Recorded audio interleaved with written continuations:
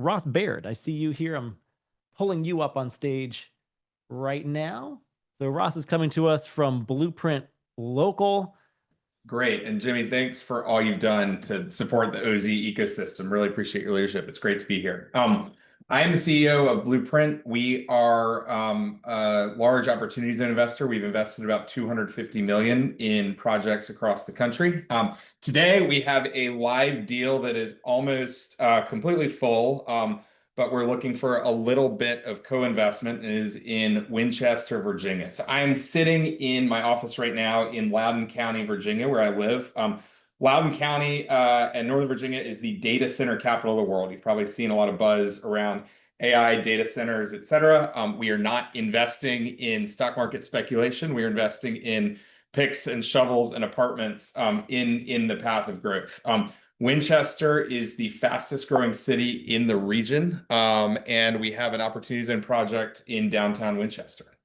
So about the market context, our world's migrating to digital infrastructure, but people need places to live. 70% of the world's web traffic passes through data centers within 45 miles of the site I'm about to show you. So Winchester, Virginia, if you have not heard of it, here's a quick overview. Winchester is about 75 miles west of Washington, D.C., 30 to 45 minutes of where the data center growth is. It is the fastest growing city in the region. It's gone from 90,000 to 150,000 in the last 10 years. Data centers are a big driver of the growth, but they're only 15% of the population growth. It has the largest university and hospital in the region. The site is right downtown. It's an idyllic town that looks out of a Hallmark movie, and there are 30 different restaurants, bars, coffee shops within the site. Because of the growth and very little development in Winchester, over the last 15 years, there have been two apartments totaling 289 units delivered in the city. A HUD study we did for this project shows that there are about 5,000 renters looking for apartments. Rents are rising, vacancy is almost zero, and there is really only one project. This is the downtown mall right by the site. There's really only one project that is ready to build. So we have a GMP, we have a loan, and we have 19 of the 22 million in equity needed, committed already. The opportunity we'll talk about today is co-investing with us in this project. So I can talk more about the details of the project as you want. The basic project is 175 multifamily units. There's ground floor retail that is really more of an amenity. It is not really a meaningful driver of the pro forma. Filling the multifamily units would be the driver of the pro forma. The largest investor in Winchester, who's the largest investor in the other two apartments, is committed directly. Blueprint's fund will be investing. We have our own opportunity zone fund. The developer themselves are doing about 20% of the equity, and we were looking to close by the end of the year.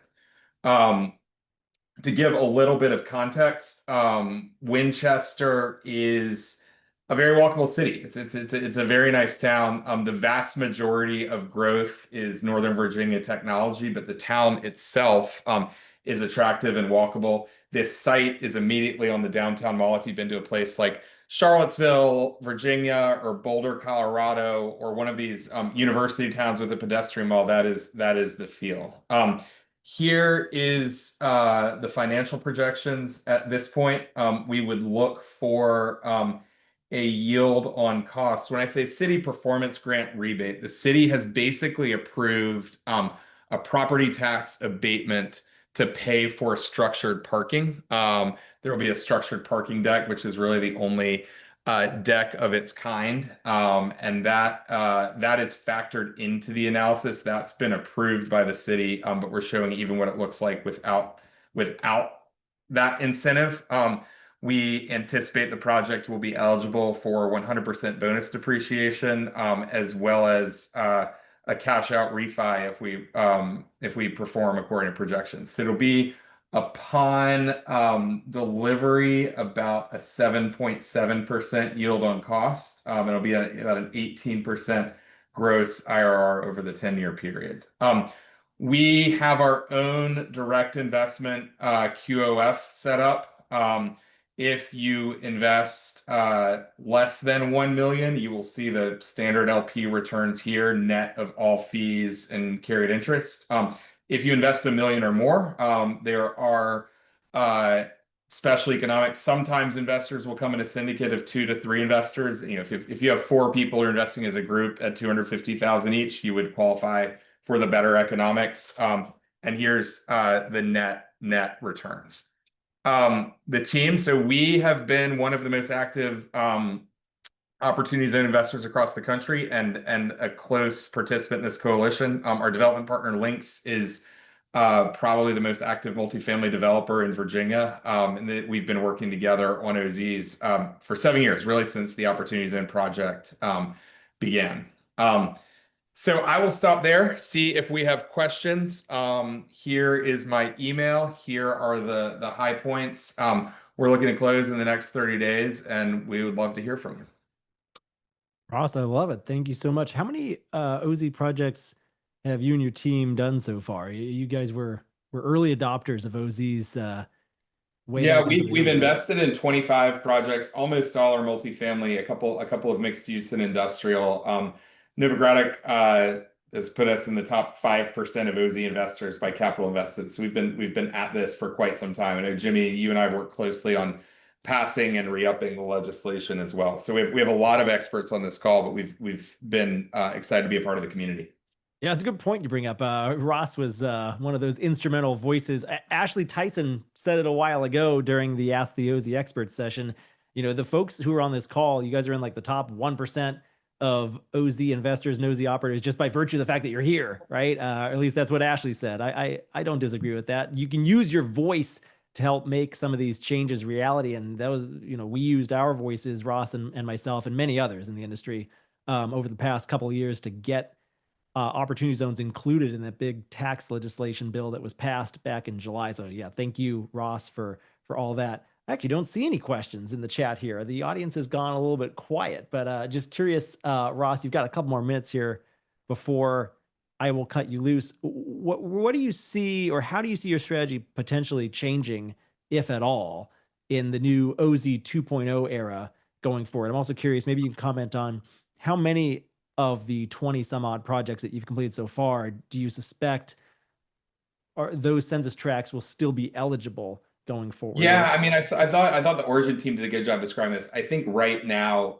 the most appealing OZ opportunities will not be around in 2027. Mhm. I don't know what the maps look like, but I would wager a great deal that Winchester is no longer included. The town has doubled in size. It's got very strong job drivers. And you see this across the country. It's been a very economically successful town that just does not have multifamily building, does not have housing being built to keep up with demand, which is why vacancy is effectively zero. So, over the next 18 months, yes, the tax deferral will get much better in 27, but over the next 18 months, I do think we have a limited number of projects, including this one, that have experienced growth, are de-risked, but still there's this huge market gap where there's clear multifamily demand.